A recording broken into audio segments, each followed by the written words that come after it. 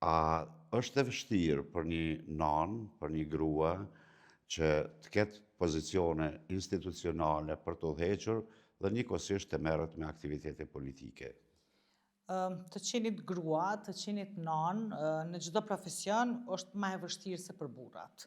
Jo për të thënë atë klishen që për gratë është më e vështirë, por realiteti tregon që është më e vështirë, se përveç ngritjes në karrierë që ti duhet bësh si burrat, ke vështirësitë e tjera të prindërimit, të qenit grua, të qenit në shtëpi, të qenit të gjitha obligimet e tjera që e kapni grua që janë natyrore dhe role shoqërore të ndome dhe në një mënyrë si të paracaktuara. Duke jetu çdo ditë në Kosovë, duke jetu çdo ditë në Suarek, ne shohim dhe përballemi sfidat të cilat na përkasin të gjithëve. Edhe nganjëherë ato sfida kur je jashtë, thu, këto e kisha rregullu, këto e kisha ndru, këto e kisha bo me pas mundësi.